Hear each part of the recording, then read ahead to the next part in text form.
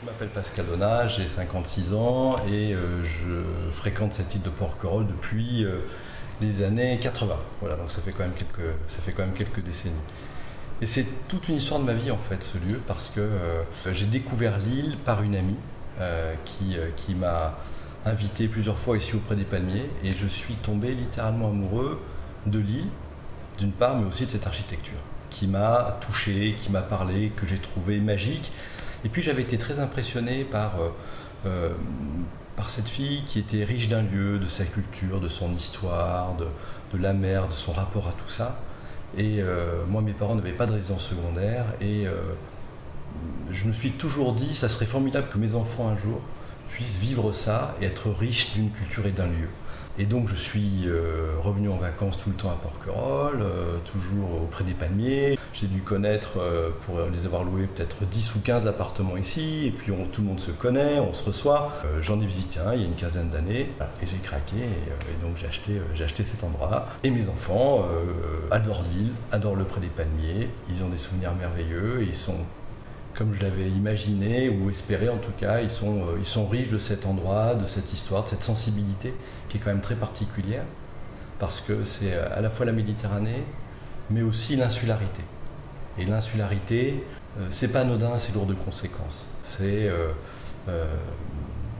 une espèce d'univers clos dans lequel on est, on se connaît, on se côtoie, il y a une intimité. Le fait qu'il n'y ait pas de voiture aussi change tout. Les distances se mesurent en minutes de marche ou de vélo. L'échelle du monde n'est plus la même quand on est sur une petite île comme celle-là. On se croise tout le temps, on se croise chez le traiteur, là, les petits plats juste à côté, on se croise au village, de toute façon c'est tellement petit ici que ça reste très familial. Les enfants se connaissent, les générations passent, c'est très sympa, hein. Il y a des gens, les grands-parents sont avec les petits-enfants. Ouais, c'est un lieu de vie. Donc j'ai craqué pour cet endroit et pour cette architecture. Je fais la connaissance des copropriétaires, et donc je leur explique ça, je leur raconte cette histoire, je leur dis mais moi je trouve que ce lieu est formidable, il est porteur, on sent qu'il porte l'utopie des années 70, hein, parce qu'il a été imaginé au fond dans ces années-là, avec ses formes rondes. C'est une belle promesse, c'est un bel espoir de vie, de rapport à la nature, de rapport à ce qui est autour de nous, toutes ces ouvertures, toutes ces rondeurs. C'est formidablement utopique, et c'est ce qui rend cet endroit très poétique et très beau. En tout cas, c'est ce qui m'a touché. Et puis, il y a des copropriétaires qui me disent « Pascal, toi qui aimes cet endroit, toi qui aimes l'architecture, j'ai quelque chose pour toi. » Et il me prend un plan. Et je ne savais pas qui était l'architecte du Pré des Palmiers. Il me donne ça. Et moi, je vois Atelier Jean Weller, 5 place du Panthéon, dans le 5e à Paris. Bon, alors je suis tout content, j'ouvre, je vois mon appartement, ce sont des beaux plans, hein, des plans faits à la plume, c'est un peu d'allure. Et puis je tape l'adresse 5 place du Panthéon. Et là, décroche, je vois que c'était un cabinet d'architecte. Donc je compose le numéro, il est 7h du soir, et quelqu'un décroche. Et j'étais un peu timide, je dis bonjour, voilà. Écoutez, je vois que vous êtes un cabinet d'architecte, je cherche un certain Jean Weller, il paraît qu'il est mort. Et le gars me dit, mais pas du tout, Jean Weller n'est pas mort. Jean Weller est à la retraite, c'est un vieil anarchiste qui s'emmerde, appelez-le, je vous donne son portable. Et j'appelle, et je tombe sur un type, mais charmant, charmant. Et je lui dis, mais vous êtes bien l'architecte du Pré des Palmiers? Il me dit, oui, c'est bien moi. Et on parle un petit peu, et il me dit, écoutez, je n'ai jamais vu le Pré des Palmiers terminé. Parce que je suis fâché avec le promoteur, et je lui dis, monsieur Weller, je vous invite à venir chez moi et à voir votre œuvre, parce que c'est exceptionnel. Et donc, je vois arriver un type avec un col Mao, les cheveux frisés un peu à la Jospin, il doit avoir 75 ans, 70 ans, encore bel homme, et je tombe sur vraiment quelqu'un d'extraordinaire, et on vient ici, là, dans ce salon, et il a les larmes aux yeux, il est bouleversé d'émotion de voir ça. Et il reste un long moment, et il me dit, vous vous rendez compte, une pièce avec 13 fenêtres. Marotte d'architecte, il avait compté les fenêtres. Il était là avec sa femme et je lui ai dit, écoutez Jean, la maison est à vous, vous finissez vos vacances ici. Et donc je lui ai laissé les clés, je suis parti parce que je devais partir, c'était mon dernier jour, et il est resté là pendant 10 jours. Il a été très touché, et je lui ai demandé une chose, je lui ai dit, écoutez, ce qui me ferait extrêmement plaisir, c'est que l'on visite ensemble le Pré des Palmiers, et que vous nous fassiez visiter avec votre regard, et que vous m'expliquiez comment c'est né tout ça. Il me dit avec plaisir.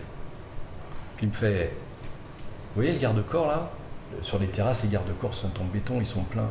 Il me dit, il fallait protéger les gens du vent. Il fallait que tout ça soit traité comme un bateau et protéger les gens. Donc les garde-corps sont pleins. C'est important cette histoire du vent, enfin du Mistral et du Nord, parce que sur le littoral français, je crois que la quasi-totale, à l'exception de la Corse, la totalité des stations sont tournées vers le sud. Ce qui est logique, on est face à la mer. Mais Porquerolles, c'est l'inverse. Toutes les plages sont orientées au nord. Et donc toute l'architecture ici est orientée au nord. Et donc l'hiver, on se prend le Mistral plein pot. Puis il me dit, vous voyez les tuiles là qui dépassent sur le bord du toit, il n'y a pas de gouttière. Ça on l'a voulu. On voulait qu'il y ait une ombre portée pour qu'on voit le dessin des tuiles sur la façade. Et puis on a fait le tour du jardin et il me dit, vous voyez le cyprès là, regardez, c'est une verticale. Là il y a une horizontale. Là j'ai fait un rond. Là j'ai fait un trèfle avec la fenêtre. C'est ça que je voulais.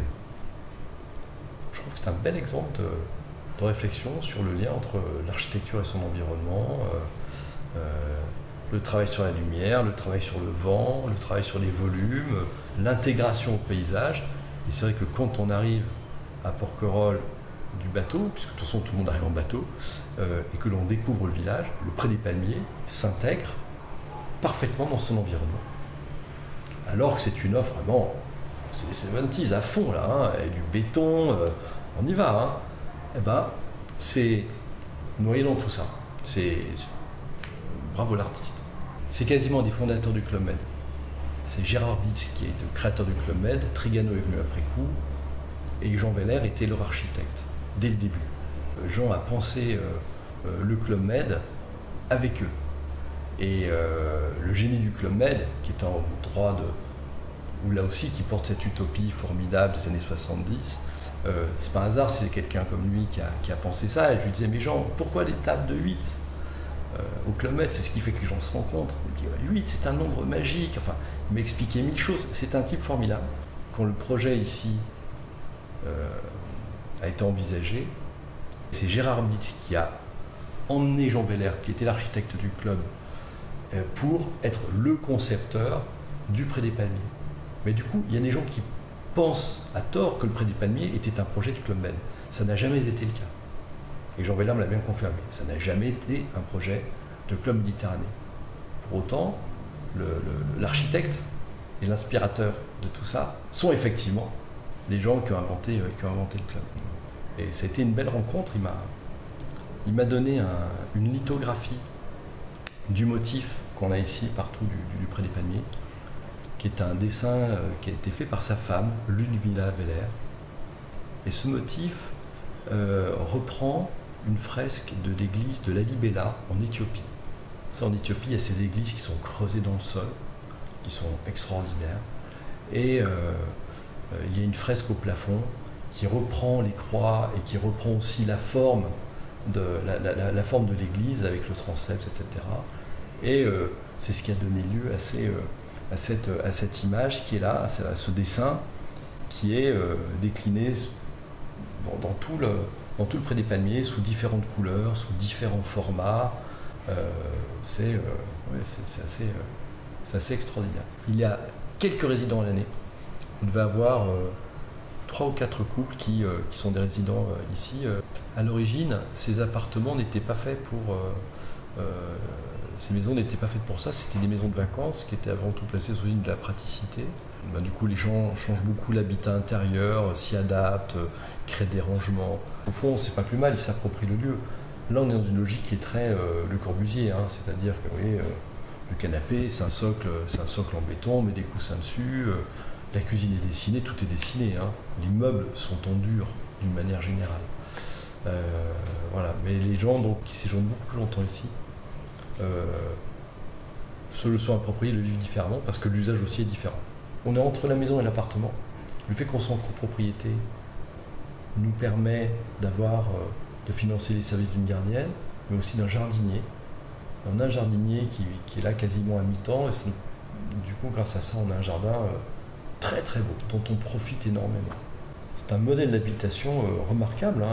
Je regrette que sur le continent, il n'y ait pas davantage de projets comme celui-là, aussi qualitatifs, parce que les gens seraient heureux en vivant dans un endroit comme celui-là. L'interaction entre l'homme et l'endroit où il vit, et c'est vraiment une grande question. La première chose qui me semble très importante, ce sont les ouvertures. Quand on regarde ces bâtiments d'extérieur, on a l'impression que c'est très fermé, alors que quand on est à l'intérieur, on se rend compte que c'est très ouvert. Et toutes ces ouvertures, toutes ces formes, elles nous invitent à une certaine forme de contemplation. On est là, on regarde le village, on regarde le ciel, on regarde les bateaux, on voit que le vent fait bouger les arbres, on voit le jardin. On se dit, tiens, les machins sont arrivés, ah les bidules sont déjà partis, ah ben, tiens, ils ont remonté leur store. Et déjà, ça nous pose, on n'est pas obligé de sortir pour voir un truc sympa, on est dedans et on en profite. Jean Weller a fait le choix d'avoir des chambres petites et d'avoir des lieux de vie grands. Il me disait, c'est Pascal, un lit c'est pour dormir et faire l'amour, donc on n'a pas besoin de beaucoup de place pour ça. Voilà. Donc effectivement les chambres elles sont un peu chausse-cuit, elles sont un peu comme ça. Et les volumes par contre dans les salons sont toujours gigantesques. Donc effectivement on passe pas beaucoup de temps dans sa chambre, on passe beaucoup de temps ensemble. On passe du temps ici. Presque trop. On est tellement bien dans la maison qu'on y passe presque trop de temps. Tout le monde n'est pas ouvert à faire cette recherche, de se dire tiens, qu'est-ce qui me touche? Pourquoi cet endroit me touche? Pourquoi j'y suis bien? Qu'est-ce qui se passe? Ces couleurs, cette forme, cette atmosphère, cette lumière. Ça va révéler en nous, comme une œuvre d'art, un sentiment inattendu. Quelle chance! Mais on est différents, c'est ce qui fait que le monde est monde. Et certains ont une sensibilité esthétique très forte, d'autres au contraire sont beaucoup dans l'action, beaucoup moins dans la contemplation. Et c'est important et on a besoin de tout le monde. La mer, la Méditerranée invite, je pense, à cette contemplation.